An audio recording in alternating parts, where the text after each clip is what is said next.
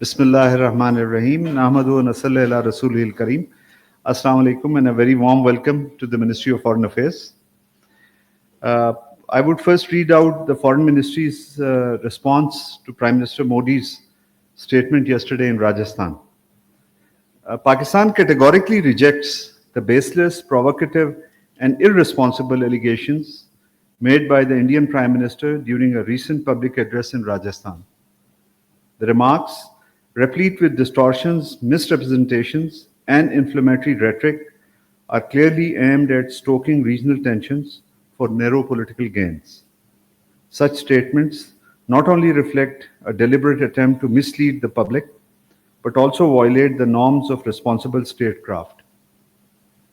Resorting to threats and boasting about military action against a sovereign nation is a grave breach of United Nations Charter and established principles of international law.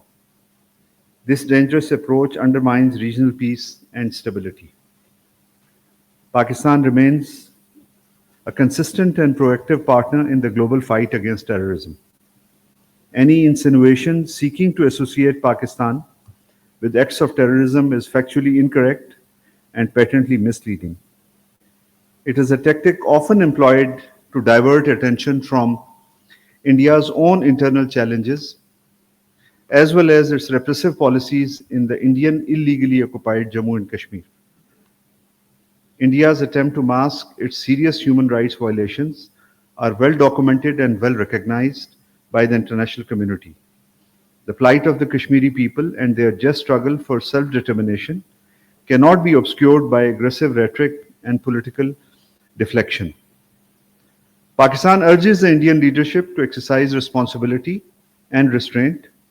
Escalatory statements and belligerent posturing serve no purpose other than exacerbating tensions. Rather than resorting to fictitious narratives and warmongering for electoral mileage, India should demonstrate maturity by resolving outstanding disputes through peaceful dialogue and diplomacy.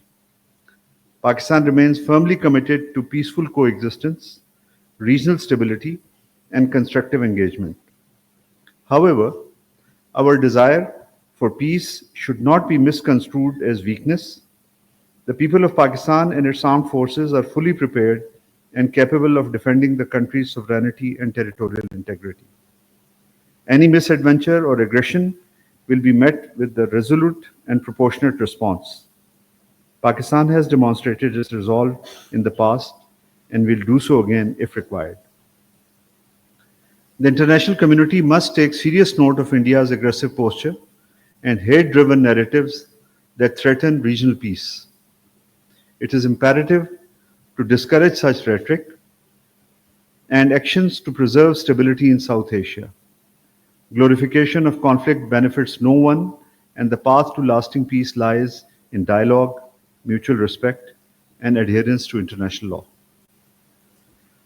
Prime Minister Mohammad Shahbaz Sharif held telephone conversations with the President of the Islamic Republic of Iran, Masoud Pezeshkian, and the President of Arab Republic of Egypt, Abdel Fattah al-Sisi.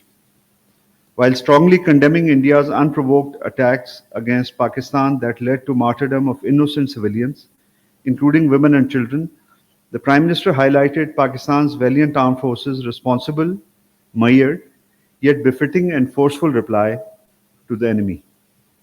He reaffirmed Pakistan's firm resolve to defend its sovereignty and territorial integrity at all costs. He also expressed his concern over India's attempt to unilaterally hold the Indus Water Treaty in abeyance and emphasized that Jammu and Kashmir dispute remains the root cause of instability in South Asia. Developments in the Middle East, particularly the alarming situation in Gaza, were also discussed. The PM urged the international community to ensure consistent and timely delivery of humanitarian assistance to the people of Gaza. He also hoped that the upcoming UN conference on two-state solution next month would yield meaningful outcomes. On the invitation of the Foreign Minister of People's Republic of China, Mr. Wang Yi, Deputy Prime Minister, Foreign Minister, Senator Mohammad Ishaq Dar undertook an official visit to Beijing from 19 to 21st May 2025. During the visit, The Deputy Prime Minister, Foreign Minister held in-depth discussions with Foreign Minister of China, Wang Yi, and Minister for International Department of the Communist Party of China, Mr. Liu Jianchao, on the evolving regional situation in South Asia and its implications for peace and stability. Deputy Prime Minister, Foreign Minister, Senator Mohammad Ishaq Dar, member of the CPC Political Bureau and Foreign Minister of the People's Republic of China, Wang Yi, and acting Foreign Minister of Afghanistan, Amir Khan Muttaqi, also held an informal trilateral meeting during the visit in Beijing. During the visit, the Deputy Prime Minister, Foreign Minister, Senator Mohammad Ishaq Dar also held meeting with Afghanistan's acting Foreign Minister, Amir Khan Muttaqi, in Beijing. The Ministry of Foreign Affairs has firmly rejected the unfounded allegations circulating in certain segments of Indian media, which falsely claim that Pakistan employed Shaheen missile during Operation Bunyanul Marsus. These claims originated following the release of a video by Indian Army's official Twitter handle, reportedly showing the use of Pakistan's Shaheen missile. Upon realizing that the claim was unsubstantiated, the Indian Army promptly deleted the misleading video. However, by then, sections of Indian media had already amplified the false narrative without verification. Regrettably, some Indian outlets continue to propagate this misinformation. Disseminating unverified and inflammatory content not only undermines regional stability, but also reflects poorly on the professionalism of official institutions. Pakistan categorically rejects the allegations that Pakistan attempted to target the Golden Temple, the most revered place in the Sikh faith. We hold all places of worship in the highest esteem and cannot think of targeting a holy site like the Golden Temple. In fact, it was India that targeted places of worship in Pakistan in the intervening night of 6th and 7th May 2025.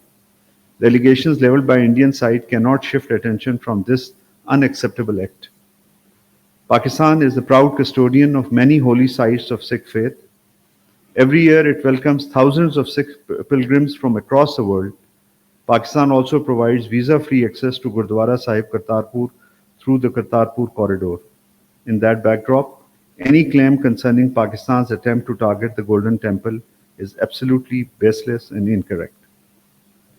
Pakistan condemns in the strongest possible terms the continued Israeli aggression in Gaza, resulting in deaths of dozens of Palestinians, as well as deliberate targeting of hospitals and other critical infrastructure, along with mass evacuation orders.